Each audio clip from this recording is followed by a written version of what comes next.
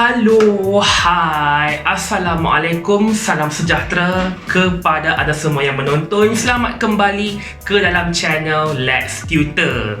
Tanpa melengahkan masa, untuk video kali ini kita akan sambung dengan subtopik terakhir untuk bab 3 iaitu 3.4, konsep pergerakan bahan merentasi membran plasma dalam kehidupan seharian. Kalau video yang lepas, subtopik 3.3, kita dah discuss, kita dah bercakap tentang konsep pergerakan bahan tu dalam organisme.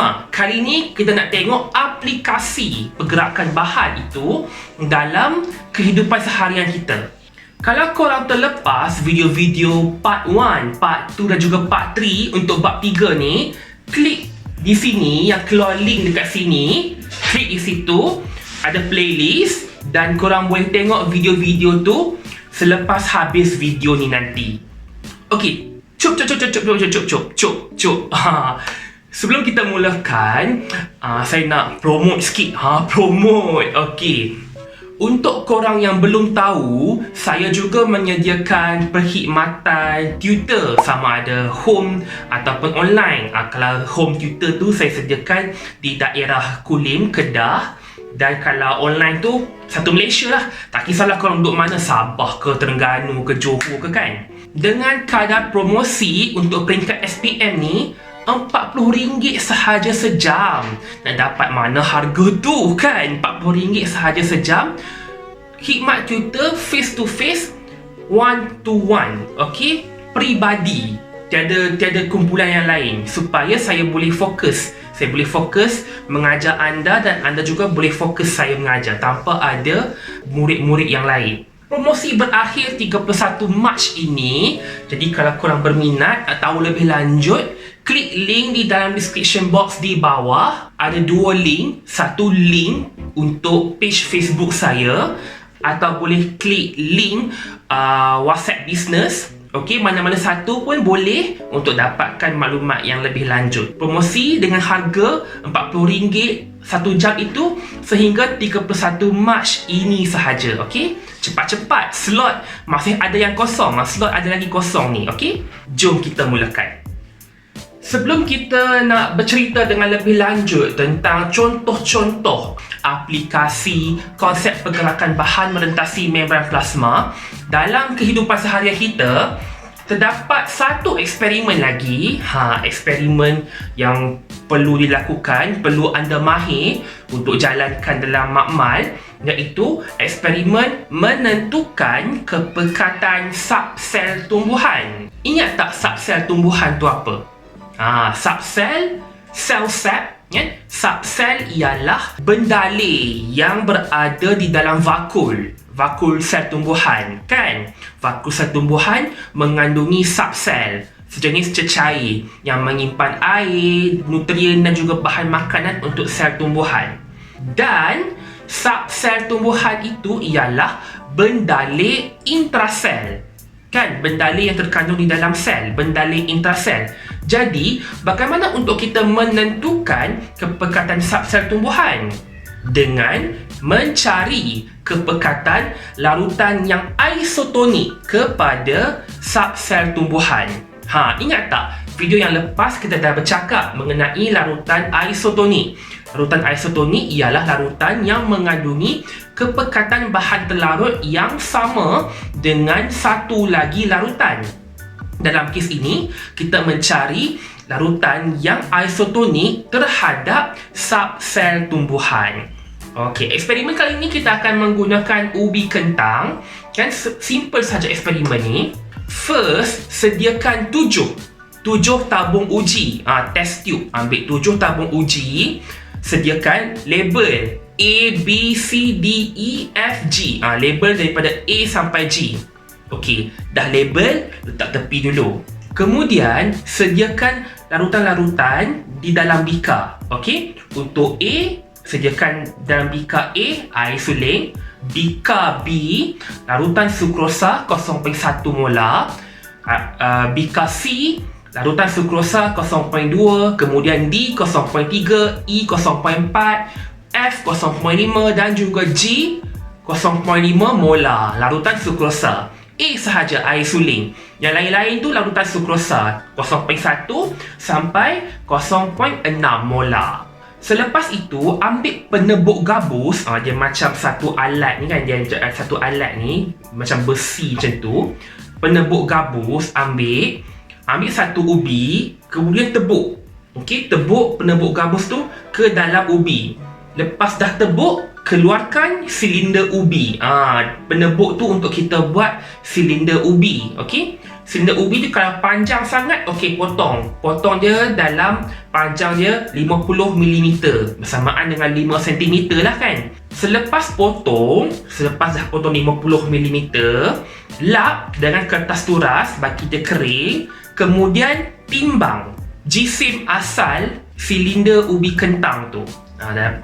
Dalam English kita panggil sebagai initial mass, jisim awal. Kita dah dapat satu silinder ubi kentang. Ulang untuk kita buat lagi 6 silinder ubi kentang sampailah kita dapat 7 silinder ubi kentang yang kita dah lap, kita dah timbang setiap satu.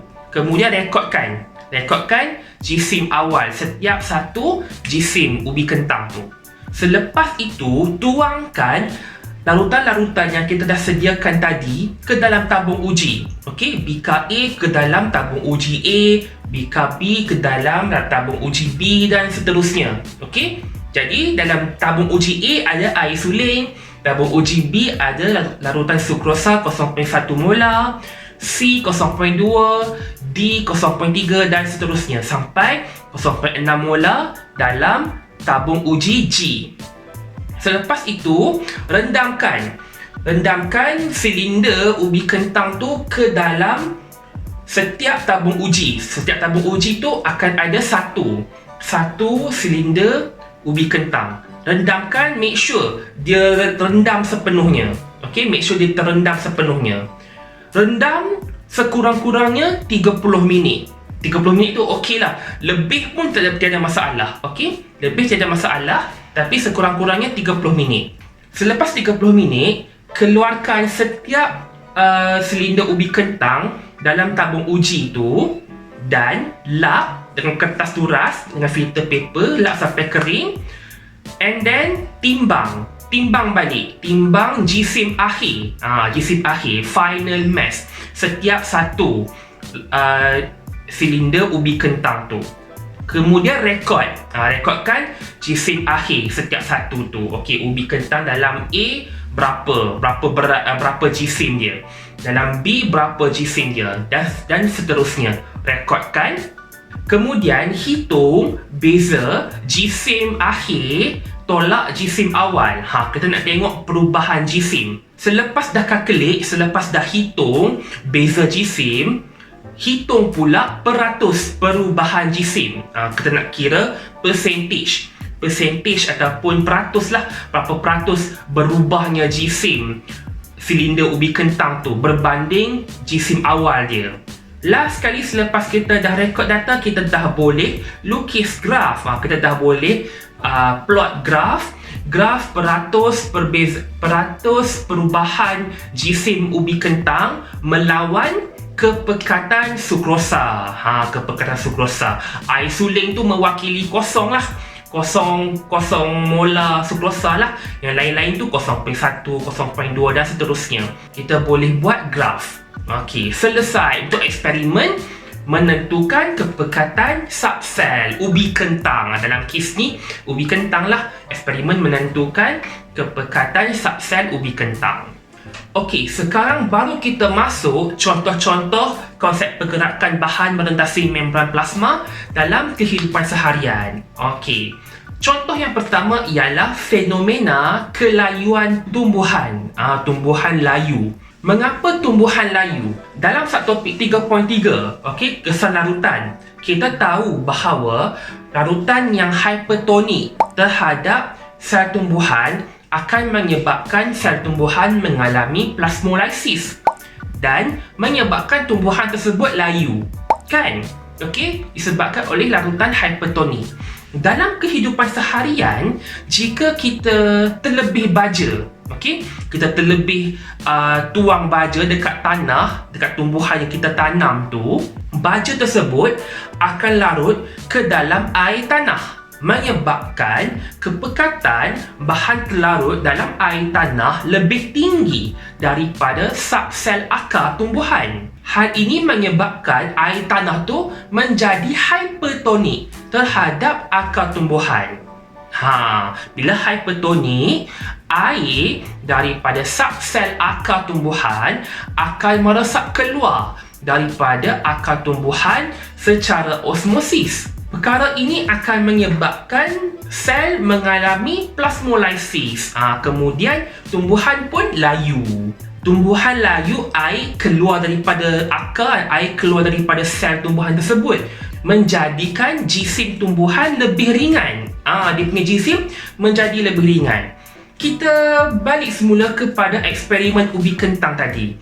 Kalau kita dah plot graf, kita tengok ubi kentang yang jisimnya lebih ringan daripada jisim asal, menunjukkan bahawa larutan rendaman itu ialah larutan hypertonik, kerana air daripada subsel ubi kentang keluar daripada ubi kentang ke dalam larutan tersebut.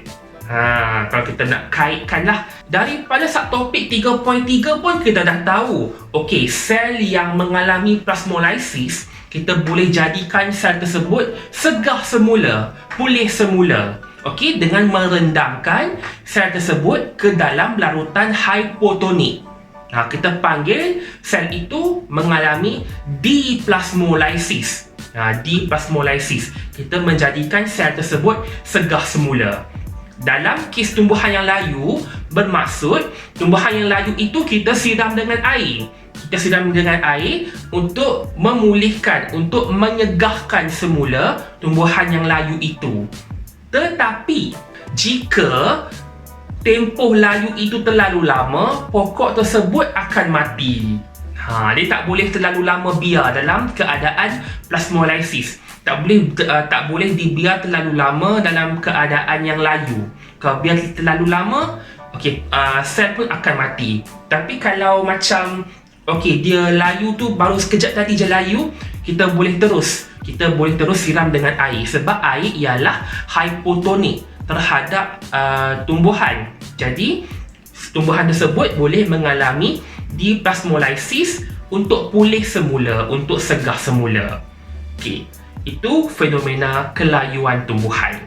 Next, kita ada minuman isotonik. Kalau pergi kedai-kedai kita ada pelbagai jenama.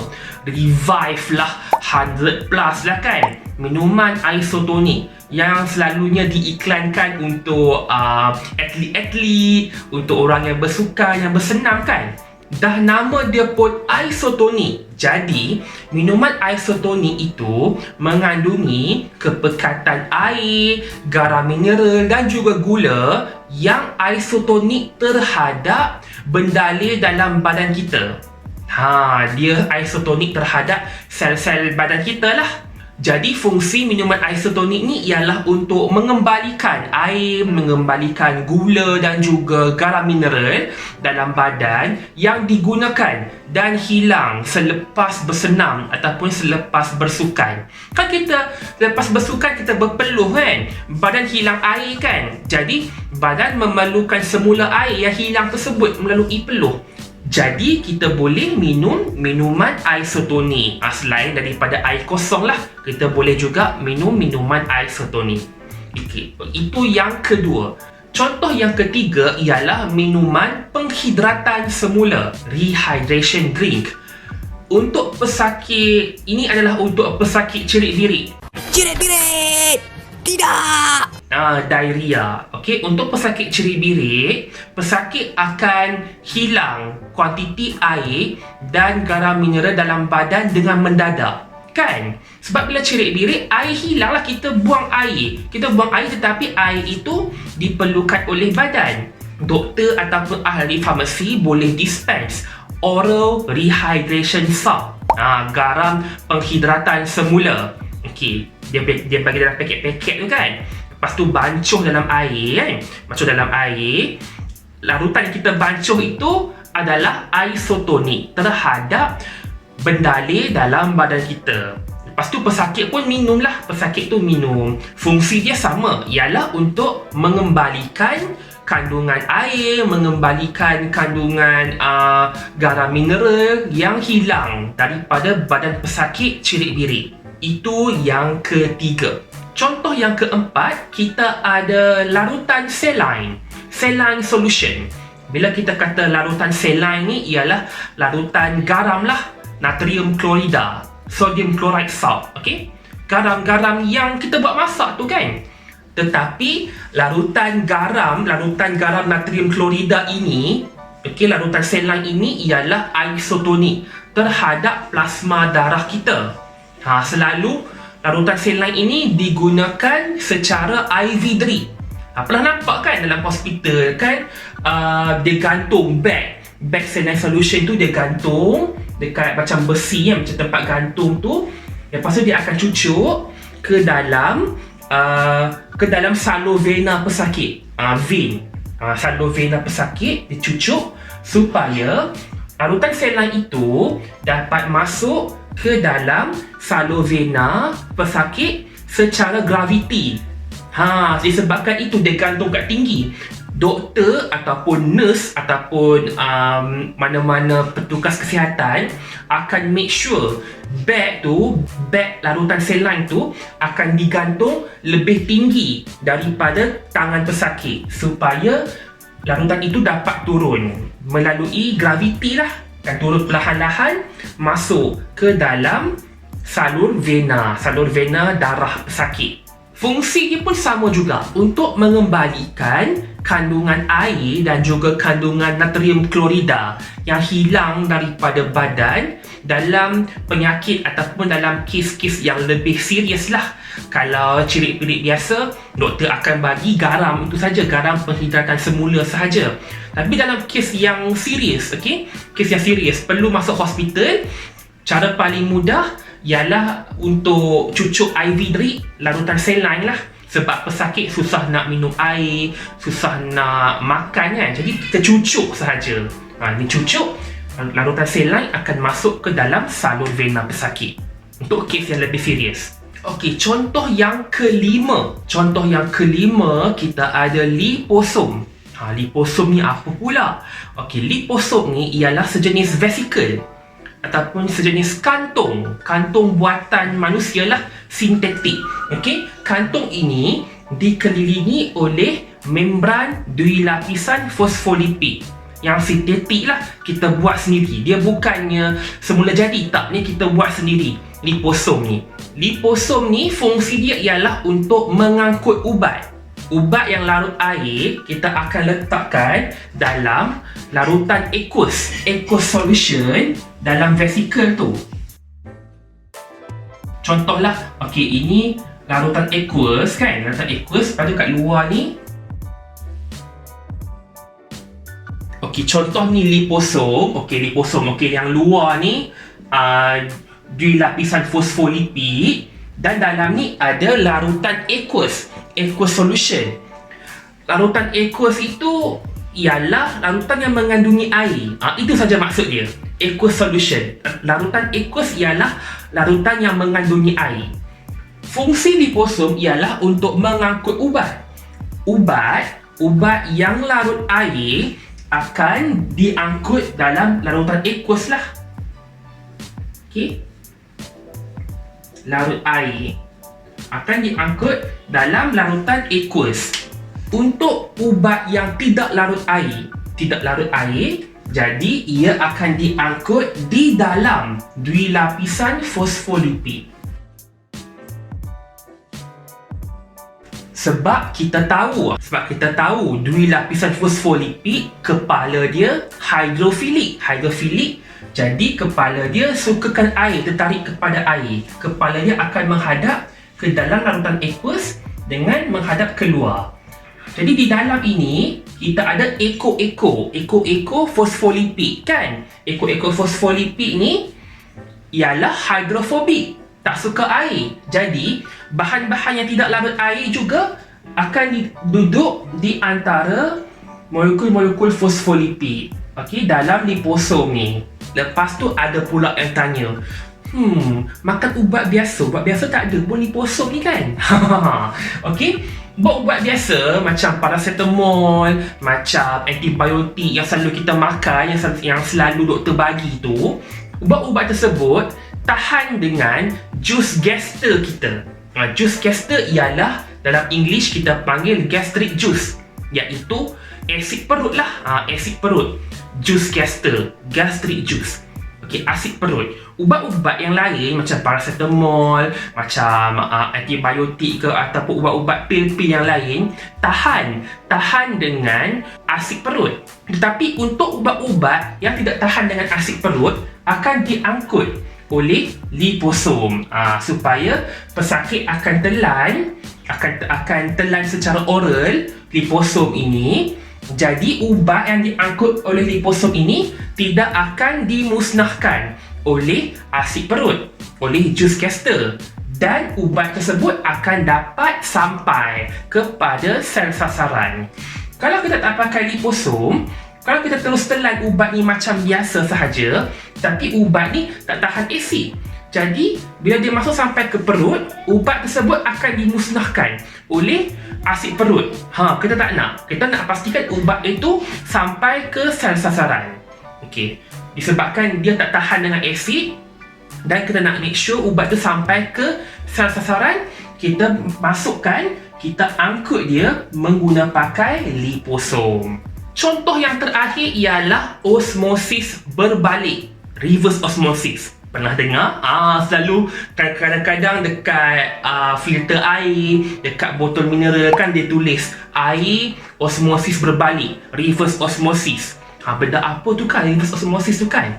Okey, reverse osmosis ini fungsi dia ialah untuk menghasilkan air tawar daripada air laut melalui penyahgaraman. Selalunya proses ini digunakan oleh negara-negara yang kurang sumber air lah, macam United Arab Emirates kan, Dubai, apa semua tu, negara-negara Arab tu menggunakan kaedah reverse osmosis, osmosis berbalik ini, dengan mengambil air laut kemudian ditapis untuk menghasilkan air tawar. Tapi kenapa nama dia osmosis berbalik? Kalau kita ingat osmosis sebenar, konsep dia ialah molekul air bergerak daripada kawasan yang berkeupayaan air tinggi kepada kawasan dengan keupayaan air rendah. Kan? Ni bahan terlarut. Yang saya bulat-bulat ni bukan air ni. Yang saya bulat-bulat ni ialah bahan terlarut. Air dalam osmosis sebenar,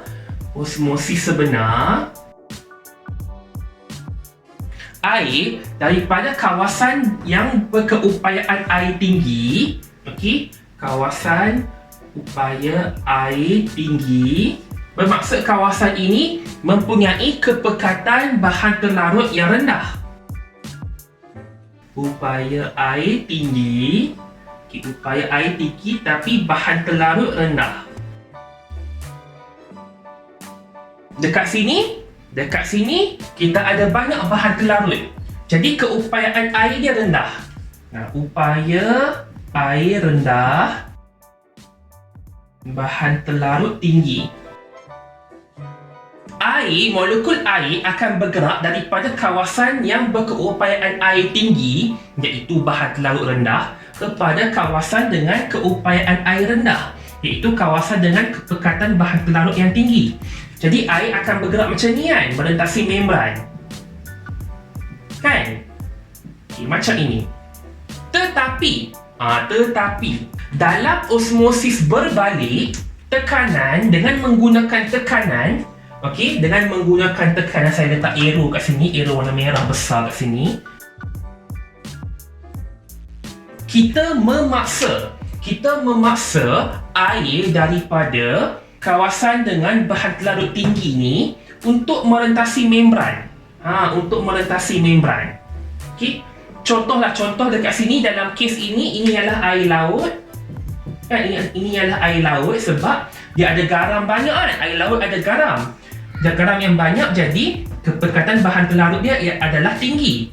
Dengan menggunakan tekanan, kita memaksa, kita menolak air untuk merentasi membran telak memilih. Okey, jadi air akan merentasi membran. Dia terbalik. Dia terbalik dengan osmosis sebenar. Sebab tu dia panggil osmosis berbalik. Kalau osmosis sebenar, air akan bergerak daripada sini ke sini kan. Ini tak. Air yang pekat, air yang mempunyai kepekatan bahan pelarut yang tinggi, dalam kes ini garam lah. Okey, kita akan menggunakan tekanan. Kita ada mesin untuk tolak. Untuk tolak air itu, untuk tolak air laut supaya molekul air dapat merentasi membran telak memilih. Membran telak memilih ini telak kepada molekul air sahaja. Okey? Molekul air sahaja. Bahan-bahan yang lain, garam, mikroorganisma, pasir ke apa ke, tidak telak kepada membran ni. Jadi, bila molekul air sahaja yang merentasi membran telak memilih ni, kita akan memperoleh air tawar dekat sebelah sini. Nampak tak?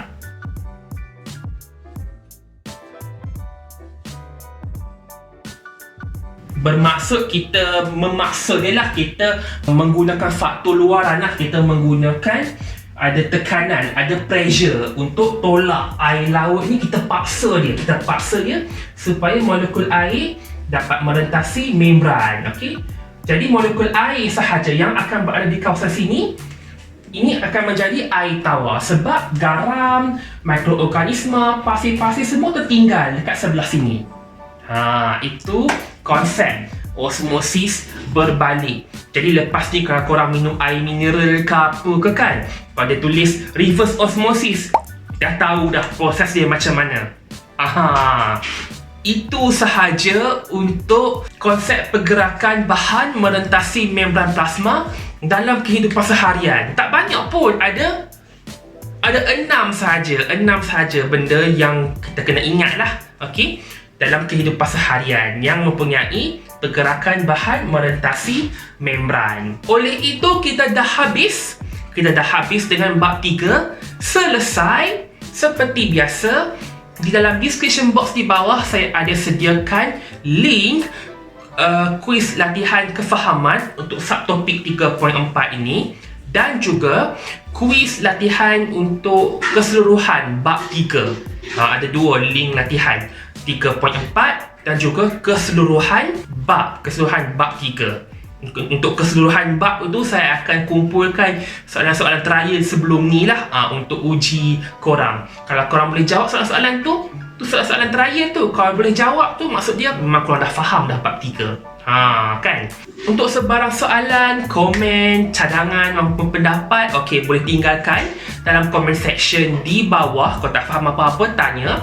Kalau ada masa, saya akan cuba jawab. Untuk video-video yang lain daripada channel ini, boleh klik di sebelah sini. Dan kepada yang belum subscribe tu, subscribe dengan klik di sebelah sini. Okey. Sekian sahaja untuk video kali ini. Kita akan berjumpa dalam video yang seterusnya dalam bab 4. Okey? Bye-bye. Terima kasih kerana menonton. Assalamualaikum.